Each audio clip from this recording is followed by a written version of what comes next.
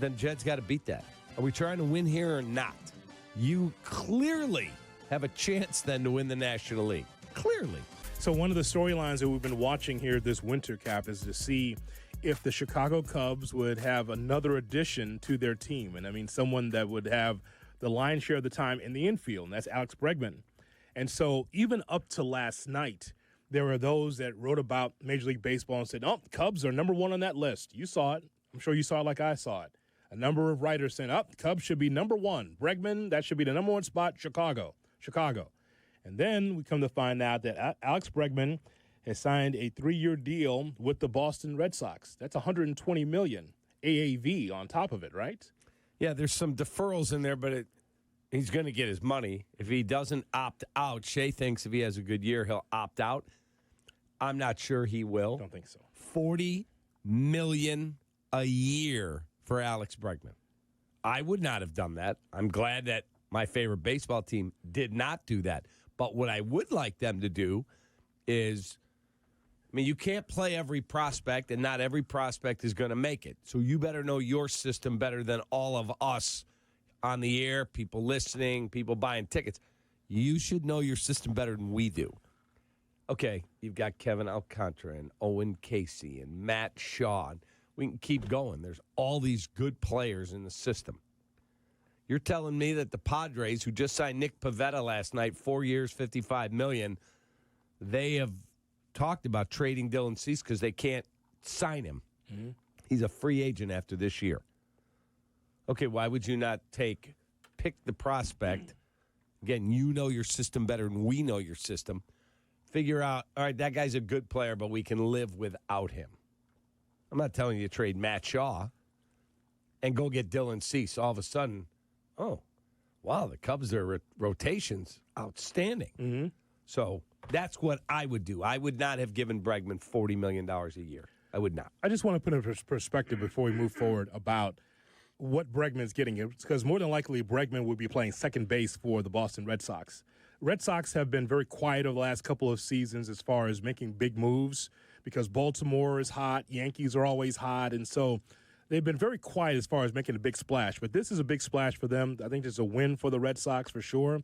But I just want to put it in perspective. $40 million a year is what we're talking about, right? Mm-hmm. That's kind of money that Ryan Sandberg should have made, or Lou Whitaker should have made, or Jackie Robinson, or Joe Morgan. Those are some of the great second basemen that we can remember around our lifetime, Cap. And so just think about what Alex Bregman's making in this money in 2025 for a guy that's toward the end of his career. I would say not quite the autumn, but pretty damn close. It solidifies their middle infield. And if the Cubs had him, he would be playing third base for the most part. But he shows his versatility. He could do that. But so now we're locked in on Shaw at third base, correct? Yeah, Matt Shaw's getting first shot, but Jed said the other day when he talked to the media to open camp, I am not handing a job to a player who's never played in the big leagues. He's got to earn it. So let's assume he earns it. Then he's your third baseman. He says, I'm much more comfortable there than at second. He's been working at third all offseason. So, okay, let's go. Let's get it done then. Let him play. There's some rumor that the Brewers are trying to get Dylan Cease. Mm-hmm. But they would have to give up their number 2 prospect, a catcher, and a 26-year-old pitcher. That's the rumor. Then Jed's got to beat that. Are we trying to win here or not? Well, you are trying to win. I'll give you one positive, Cap. I'll give you one positive. Just taking a look over the last few days while you've been off, looking at the depth chart and looking at around the National League, you have a chance to have the best defensive outfield in the National League. Yeah, no question. You have an opportunity here to be able to, like, no problems, like in the gaps. You got speed in center field with Crow Armstrong. You've got Ian Happ, a Gold Glover. You have Tucker in right field. You have an opportunity here to really close the gaps defensively in that outfield. You absolutely 1,000% could have a really good season. You could. And that you're right. Defensively with Tucker, Armstrong, 3-time Gold Glove winner Ian Happ. That matters. Shaw, Swanson, Horner, Michael Bush. Mm-hmm. Good. Suzuki DH. They just did the rankings, top 10 DHs in baseball. Suzuki's ranked 8th. I want to just point out something. Didn't the Cubs pick up a veteran just a few days ago? An infield veteran or no? Isn't there someone like John Birdie's on the team, right? John Birdie, they got in a deal from the Marlins. He'll be one of their utility guys. Okay. I'm just trying to figure out, like, if you're going to hand this job to Matt Shaw, there's going to be some times that you're going to put a veteran maybe off the bench to give him a blow. Mm-hmm. Talking about Shaw. So I'm just wondering who that is. Are the Cubs looking for a little bit more veteran presence to fill in the gaps here and there? It does not sound like that. Okay. But it does sound like they'd like to add a top-of-the-rotation starter if they could get one, whether that's Michael King or Dylan Cease. They're both in the final year of their deal. They don't have any long-term commitments other than Dansby Swanson. And I'm not expecting them to trade for Dylan Cease and sign Tucker and sign. I'm not expecting all of that. But let's go. Push in. Dylan Cease to the Cubs. You clearly have a chance then to win the National League. Clearly. Ooh. Did you see, how about the report earlier this week that Justin Turner could be the pivot piece? The 40-year-old spent time in Seattle. He had a decent season, 114 OPS plus. He had 11 home runs. He's okay. That's it. That's the name I was wondering about. Thank you, because I forgot that name from yesterday. That's it, Shay. A guy that's on the bench, just a veteran presence in the locker room. That's fine. He's a good guy. And steps in there every now and then at third base, because if you're going to give Shaw full autonomy, you want to see what he does for 400 at-bats. There's going to be ups and downs. Yeah, but Justin Turner's not coming here to play every day. I just said a guy in the locker room. Yeah, it's a bench bat. Yeah, a guy, a good, solid guy in the locker room that's seen a lot. And he can step in every now and then. He knows where he is in life. He knows. I think the Cubs need something like that in the locker room. There's nothing wrong with that. Someone to take – we talk about accountability so much with the Bears, right? We had one guy. Was that Justin Steele? Went off last year in Milwaukee, wasn't it? Yeah. The Milwaukee, you got to need a couple more of those guys in there, because Council's not going to say boo, apparently. Not going to say anything. He might hold him accountable, but he does not inspire a guy that's going to kick someone's ass. Council? He doesn't to us. Apparently around there, because I made that comment and someone from there said to me, dude, that guy behind closed doors, way different than the guy you're mad at because he's not yelling at umpires. I'm like, okay. Just saying. All right. It's like Good luck. It's very librarian-like to me. He does look librarian-like. He does. I just don't – I've never seen that kind of fire from him, that's all. There might be accountability, and there's levels to that. I'm just saying that having guys in that locker room to hold the other guys accountable, that's a good thing too. Guys to police their own locker room. Yeah, look, Dylan Cease makes $13.8 million. Yeah, okay. I would absolutely go get him. Depends on where you are in the standings, my friend. Well, I want him before the season starts. Well, I'm sure you do. You're good. You don't look. That is a great move if you're able to do that. It does solidify you to have a deep run in the playoffs if Cease is here, because he's on the top of your rotation. But I think as is, you're pretty good.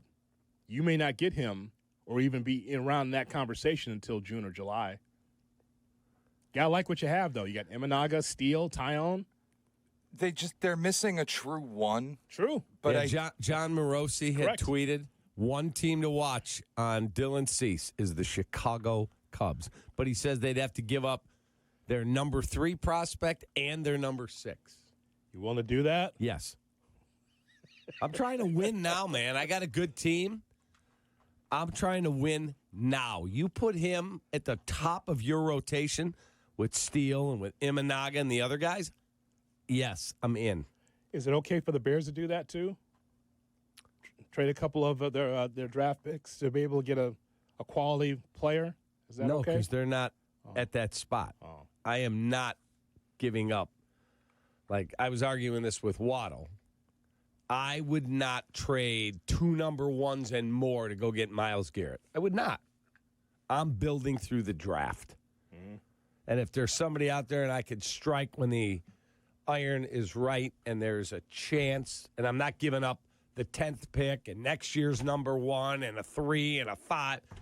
No, I got too many holes, man. I got to fix. But with the Cubs, you like your young players, but you say, I need to win yesterday.